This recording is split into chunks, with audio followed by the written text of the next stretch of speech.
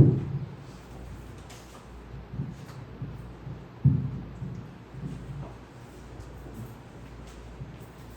dia. Bom dia. Uma alegria muito grande estarmos aqui mais uma vez para compartilharmos temas do Evangelho, da doutrina espírita, que nos proporcionem condições para que a nossa vida seja melhor. Como sempre comentamos, quando buscamos um tempo religioso, em última análise, o que queremos é uma estratégia de fazer com que a nossa vida seja melhor. E na última palestra aqui apresentada, o tema proposto foi felicidade. E hoje nós vamos falar sobre dor e sofrimento.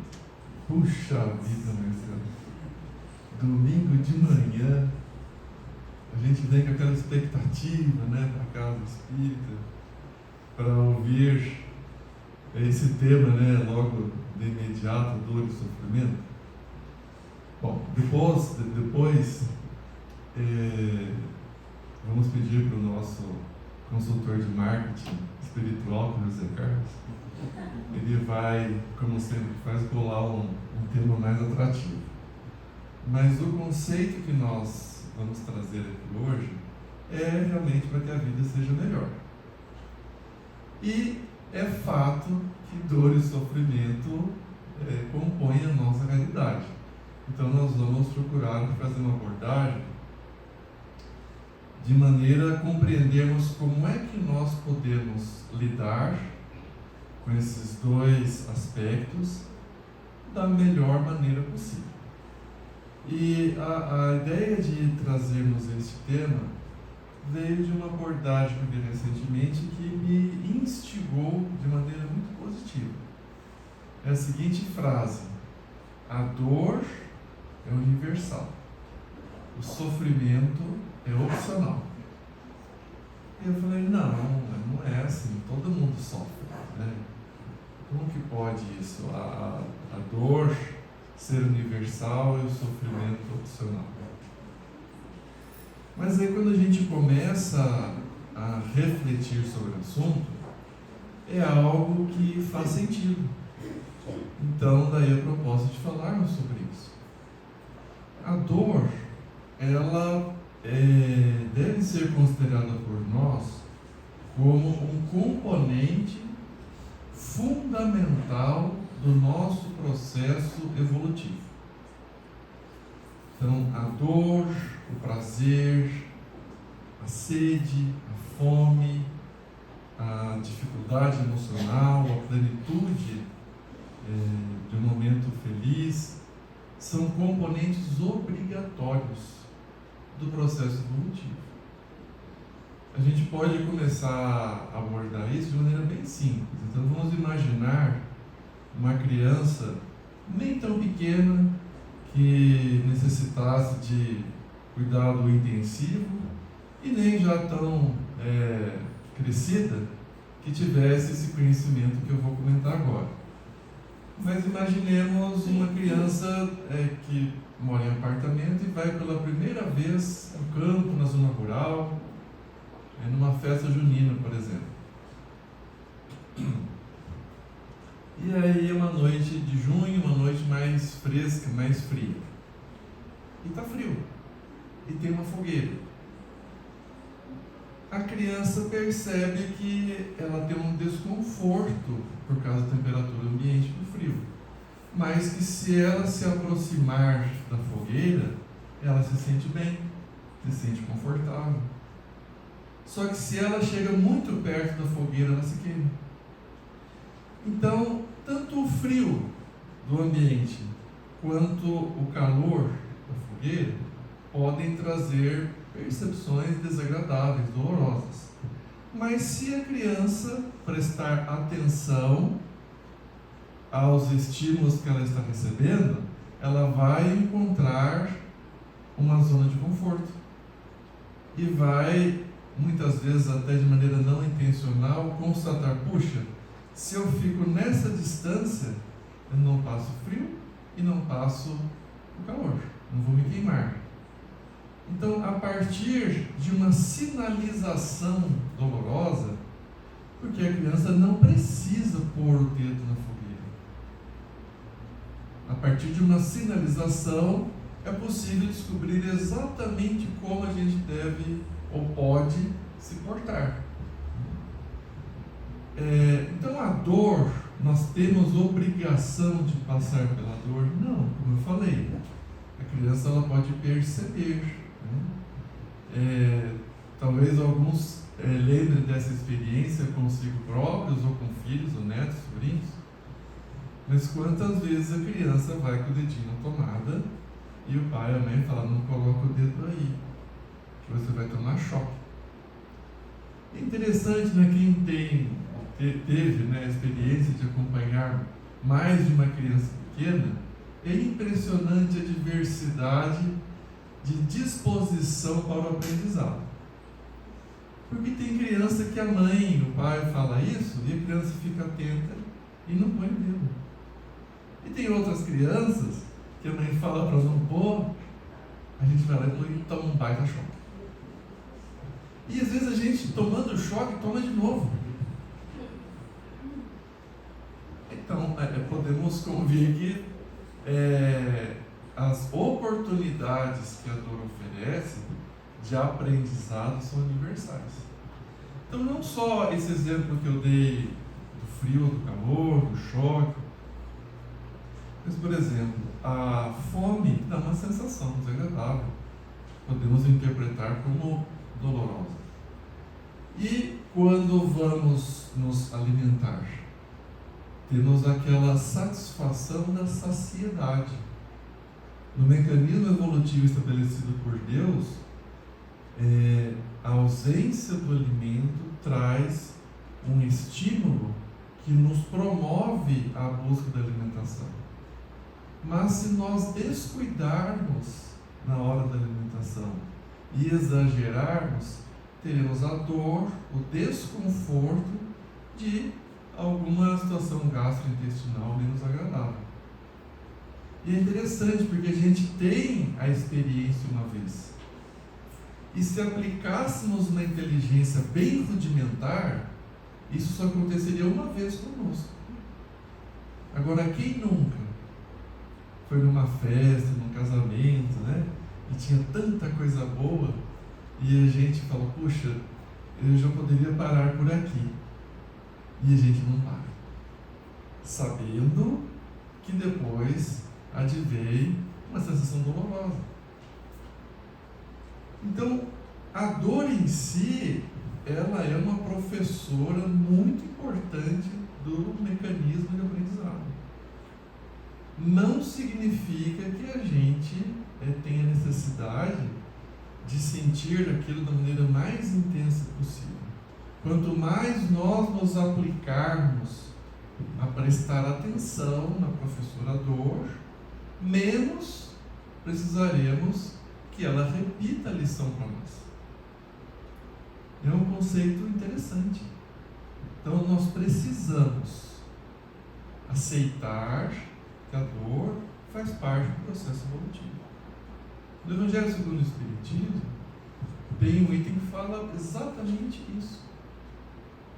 Quando coloca lá no capítulo Sede Perfeitos, que Deus apresenta a dor para os seus filhos de maneira semelhante, de maneira similar, para que cada um compreenda os limites que são importantes para si e para os demais. Então, uma mulher rica, inteligente, bem-sucedida, que passa pela prova de ter um filho retornando à pátria espiritual, antes que ela própria, vai sentir aquela dor mais profunda de ter, entre aspas, perdido um filho. E a mulher com cultura do mundo, sem ter tido acesso à formação cultural clássica, pode ser muito humilde, muito pobre, muito simples, a dor é a mesma. A dor de quem espeta o dedo na agulha Não interessa se a pessoa é culta ou não, se a pessoa é rica ou não, ela vai ter o mesmo estímulo doloroso. Então a dor é algo universal. E mesmo na parte emocional. Porque até aqui eu tenho dado exemplos físicos, né? Então é o choque, é espetar o dedo na agulha, é fome, frio, mas na parte emocional também. Se eu desrespeito o limite do afeto alheio, da confiança de outra pessoa em mim, eu vou vivenciar algum sentimento doloroso. Ou do remorso, se eu já tiver uma condição mínima de aprender a respeitar o semelhante, eu vou sentir aquele sentimento doloroso. Poxa, a pessoa está sofrendo porque eu agi de maneira inadequada. E infelizmente todos nós ainda fazemos isso. Como estamos longe da perfeição, é algo natural em nós. E se estivermos ainda muito primitivos no processo evolutivo, talvez a gente não tenha esse remorso, esse arrependimento, mas em algum momento, naturalmente, a lei da vida vai me proporcionar a experiência de também ter a minha confiança sido traída. É assim que funciona. Então nós, num primeiro momento, precisamos aceitar que assim como o prazer da saciedade da alimentação é um componente da vida, o prazer de termos concluído uma tarefa com êxito e sentimos aquela alegria, aquela satisfação de plenitude, de autoconfiança, o prazer é um componente do processo evolutivo, a dor também é. Talvez o primeiro aspecto, a primeira lição que nós poderíamos tirar a respeito disso é não nos revoltarmos quando a dor nos visita. É algo que Buda apresentava aos seus discípulos, né? Nós temos acesso até hoje. É deixar passar. E aí tem uma diferença muito interessante. Porque vamos considerar então que a dor é uma professora muito importante da vida que nos ensina os limites adequados para a nossa felicidade. É isso que a dor faz. Então nós precisamos aprender a respeitar, a compreender essa mestra chamada dor. Mas nós podemos e devemos ser alunos dedicados. A professora dor não deve precisar repetir várias vezes a mesma lição. Se isso está acontecendo conosco, é porque temos sido alunos relapsos. Nós podemos perfeitamente tirarmos nota 10 com a professora dor, porque na primeira apresentação daquela lição, entendi. E o auge da aplicação do aluno da vida com a professora dor é aprender com a dor do semelhante. Por quê?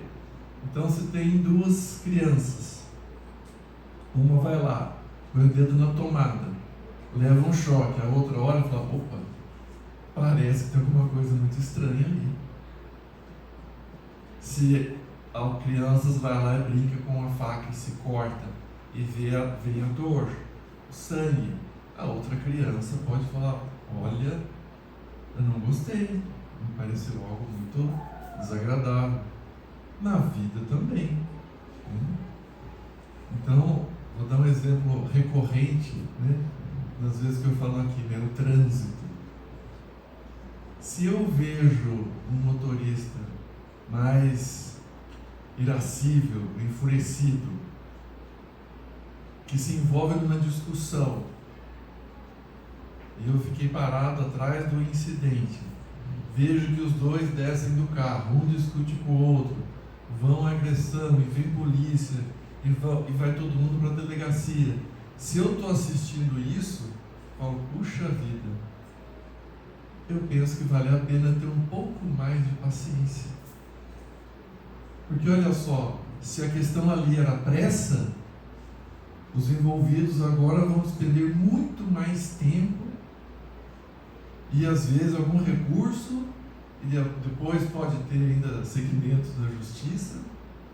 Então, o auge da dedicação na escola da vida com o professorador é ficarmos atentos e aprendermos com todas as experiências, não só as nossas. Certa vez eu li um relato muito interessante. Uma situação real de um indivíduo que era uma referência na comunidade que ele vivia. Frequentava a igreja católica, isso é real, passou-se nos Estados Unidos. Frequentava a igreja católica e era um católico realmente comprometido. Ele ia nos cultos, participava dos eventos, ele vivenciava aquilo com honestidade. E um advogado, trabalhava de maneira muito correta, cedia parte do seu tempo para atender pessoas carentes, um bom pai, um bom esposo, um amigo querido, era um cidadão do bem, resumindo, era um cidadão do bem. E certa ocasião, numa dessas enquetes, dos pequenos jornais locais, acharam por bem entrevistá-lo, porque ele era muito querido. E falaram assim, puxa, mas você realmente inspira as pessoas aqui. E ele agradeceu e disse, eu procuro fazer o melhor que eu posso a cada dia, só isso. E de onde vem essa sua proposta, essa sua disposição de se aplicar todos os dias ser pessoa de bem? Foram lições muito importantes que eu tive com a minha família, especialmente com meu pai. E aí, puxa vida, que beleza, E, enfim, aquele sentimento, de aprendizado na infância, na adolescência. E, muito bem. Já no fim da entrevista, perguntaram para ele, e você tem irmãos? Ele disse, sim, eu tenho um irmão gêmeo idêntico, monozigótico, eu tenho um irmão idêntico. Sim, ele mora em outro estado. Como que ele chama? Chama este nome. Ele foi muito discreto, Mas a jornalista que estava fazendo aquela pequena matéria ficou curiosa. Nossa, irmãos idênticos, Então o outro deve ser um benfeitor tanto quanto esse.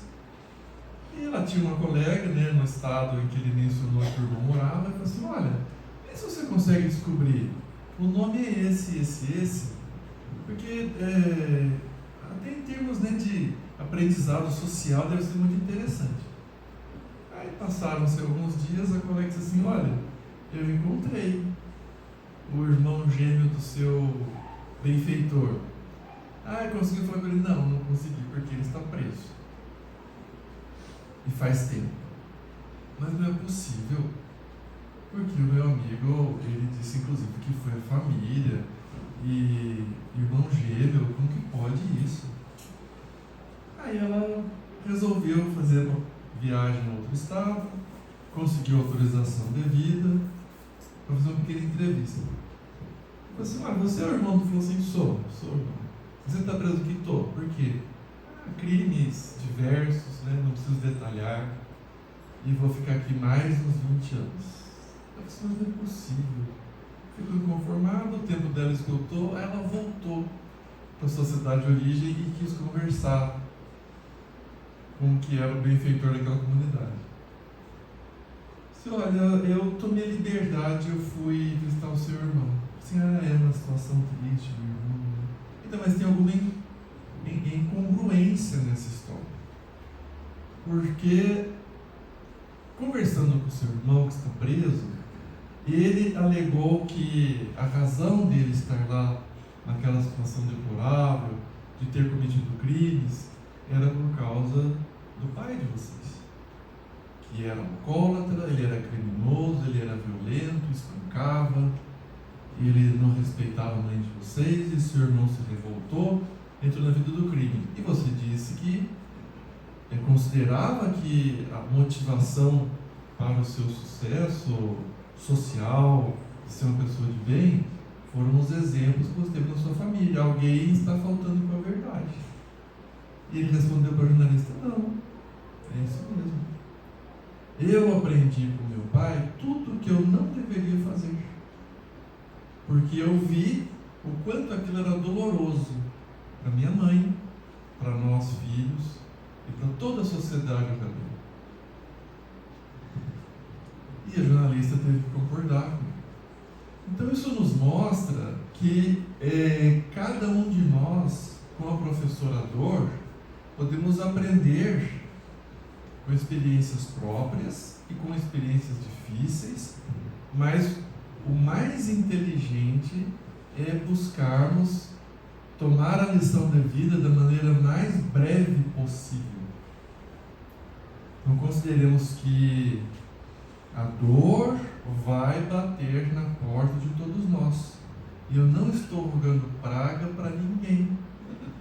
É um mecanismo evolutivo necessário, como está lá no Evangelho, para que nós compreendamos os limites que nos são pertinentes para nós e para o nosso semelhante, para que a gente compreenda qual é o espaço que o nosso livre-arbítrio deve transitar, para que nós estejamos sempre nos respeitando e respeitando aqueles ao nosso redor. Então, quando a dor bater na nossa porta, nós temos que abrir e prestar atenção no recado que ela tem para dizer. Mas aí agora vamos começar o conceito de sofrimento.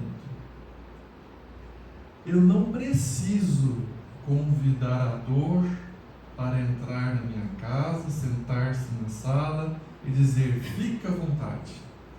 Não preciso. Eu preciso saber qual é o recado que ela está trazendo, qual é a informação necessária. Mas eu não preciso fazer da dor minha hóspede.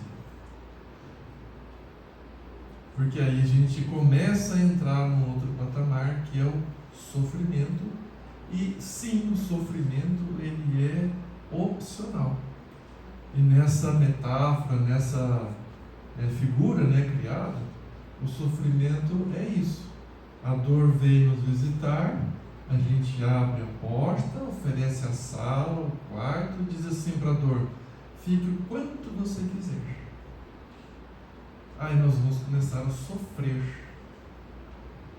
E podemos classificar 3 tipos de sofrimento, todos relacionados à dor. Um é a antecipação. Não sei se tem alguém aqui que sofre de ansiedade. Tem um amigo meu que é ansioso. Olha, esse meu amigo padece. E ele vem no centro espírita, ele fala, ele escuta, mas esse amigo que sou eu mesmo, é um desafio, né? O que é a ansiedade? É nós sofrermos por uma dor que não chegou. Por exemplo, tem pessoas que não gostam de agulha, de tirar sangue, tomar injeção, não gostam. Nesse mundo grosseiro nosso, eu tenho que ser honesto com vocês: ninguém vai escapar de agulhada aqui, ninguém. Todo mundo vai tomar em alguma hora, 1, 2, 3, 10. É matéria grosseira e é a melhor matéria que podemos ter. Se Deus é a infinita misericórdia, com certeza nós não estamos nessa matéria grosseira porque Deus esqueceu de nós. É o melhor que nós podemos ter, mas é grosseira. Então vamos imaginar que alguém tem que fazer um exame, por exemplo, de endoscopia daqui uma semana, e vai tomar uma picadinha de nada, e a pessoa começa a sofrer porque vai levar uma picada. A picada, se for uma enfermeira habilidosa, um profissional experiente, o que é o mais comum, deve demorar menos de um segundo. A sensação de dor. E a pessoa sofre 12 horas, 14 horas, 2 dias. Então, essa antecipação da dor é um sofrimento totalmente desnecessário. Totalmente. O Rubem Alves, né, que é um escritor que eu gosto muito, não é espírita, mas ele tem textos, livros muito bons. Né? Ele é natural de Campinas, ou pelo menos viveu grande parte de Campinas. Ele tem um livro chamado Retorno e o Terno. São capítulos independentes, né, pequenos contos, crônicas.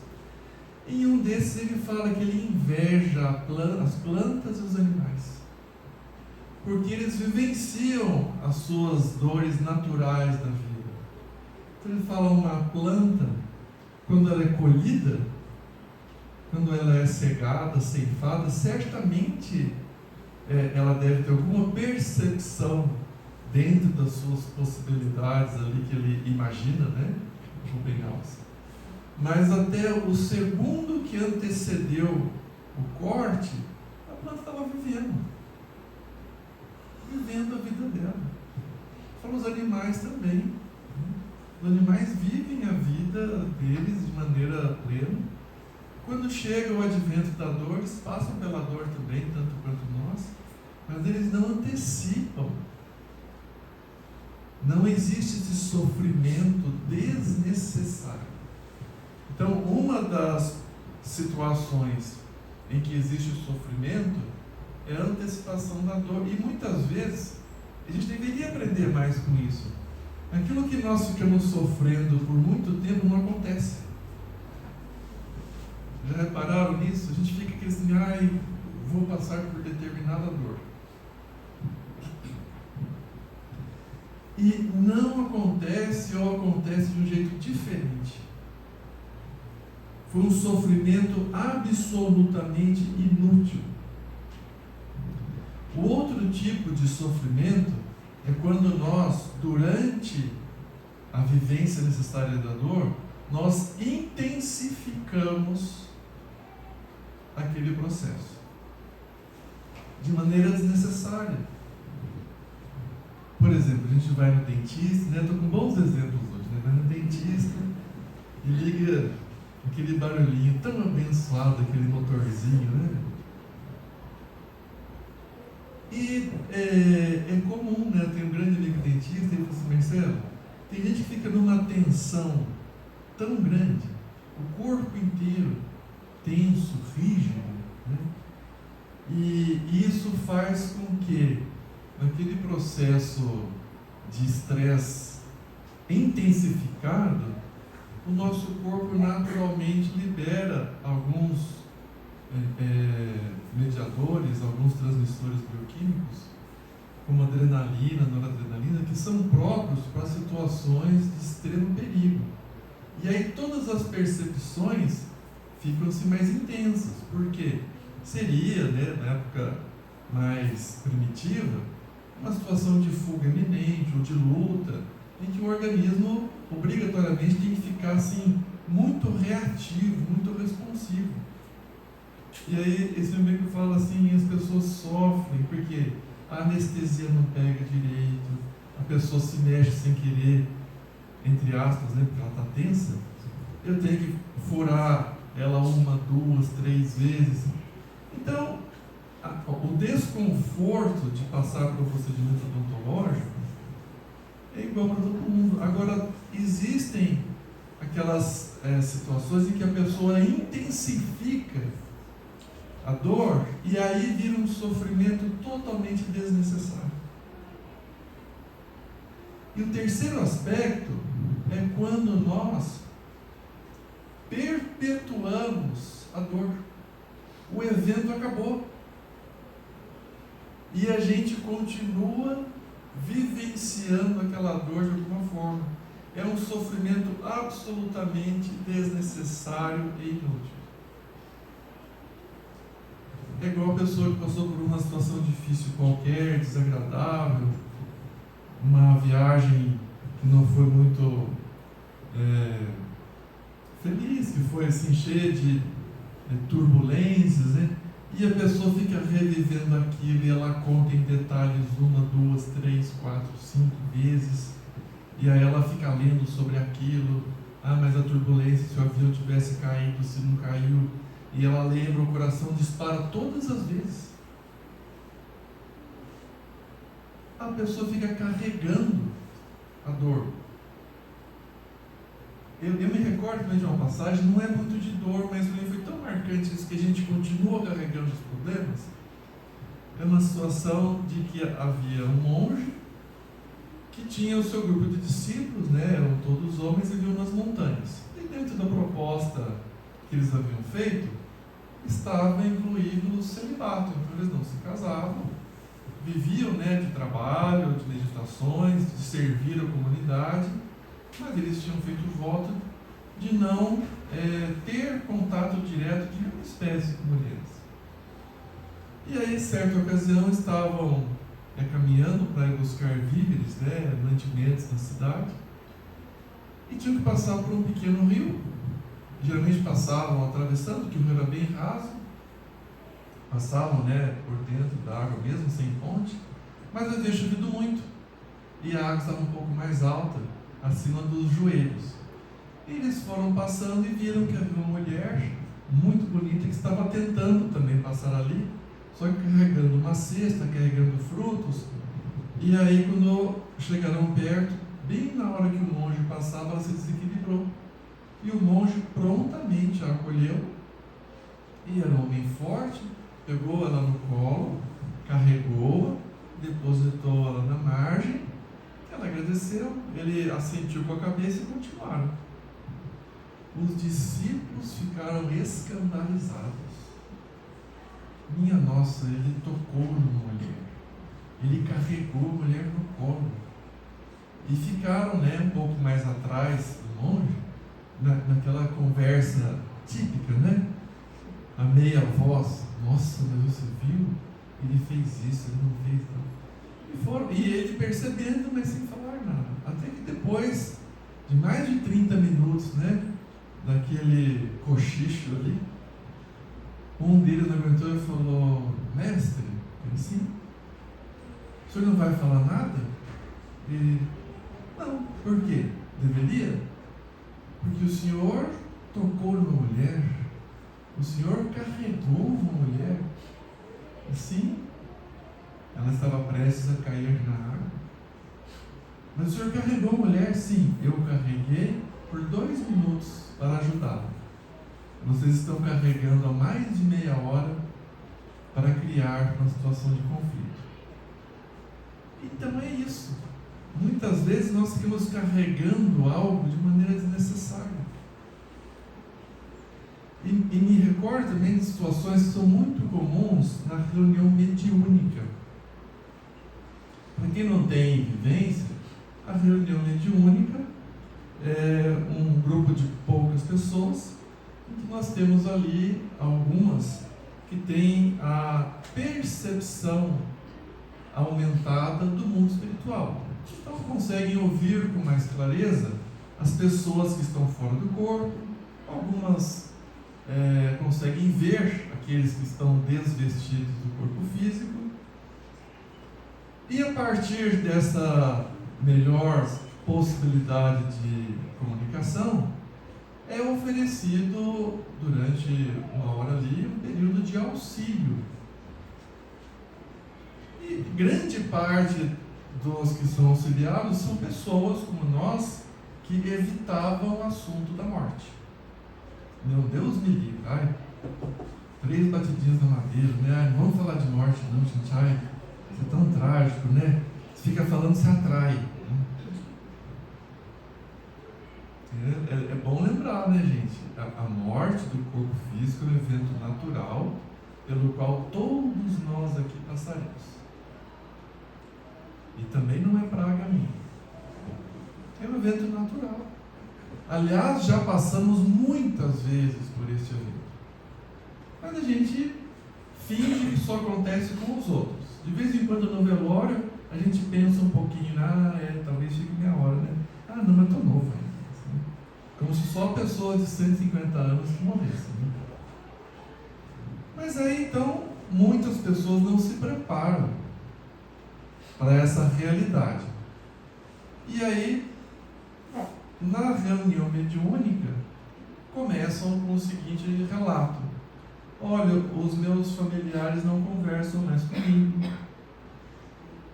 eu não estou conseguindo saber dos que vêm me cuidar qual é o problema que eu tenho, que doença está acontecendo, está tudo meio confuso, e eu sinto muita dor.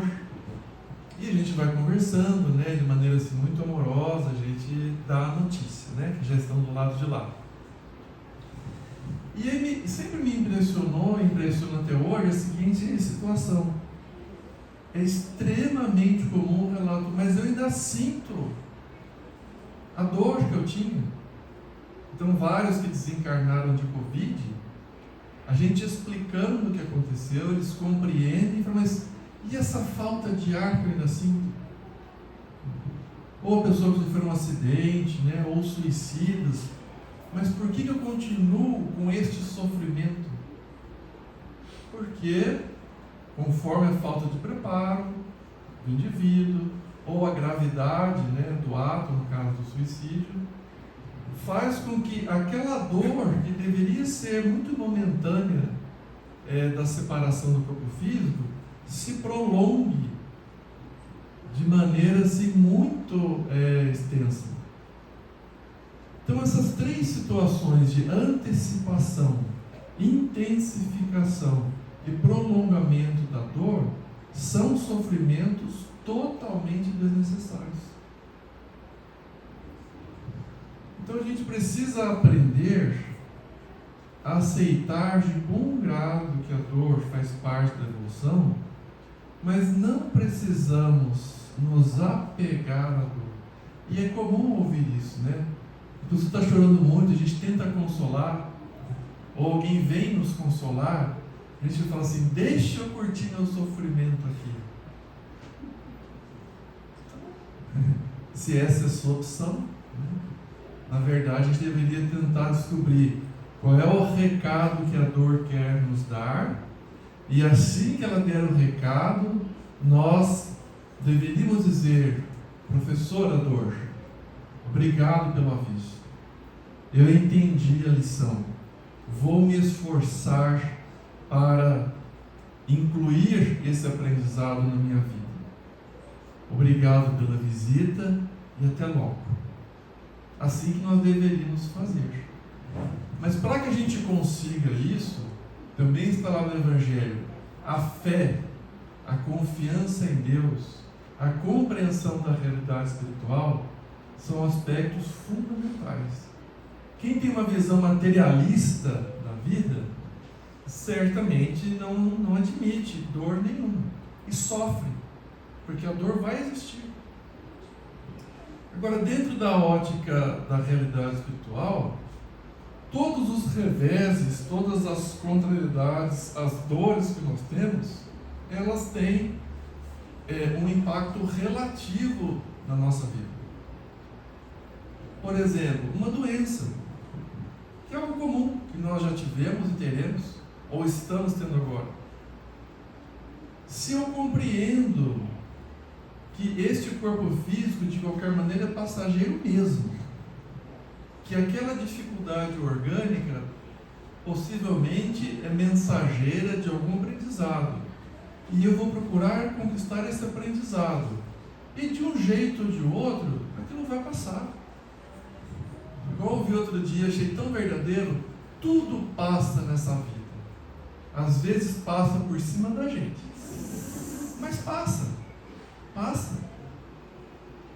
Então, seja uma doença, seja uma dificuldade no trabalho, uma frustração afetiva, uma traição, se nós projetarmos o nosso ângulo de análise a uma existência infinita, ainda que nós tenhamos aqui a presente encarnação inteirinha de dificuldades e provações, inteirinha, diante de um cenário infinito,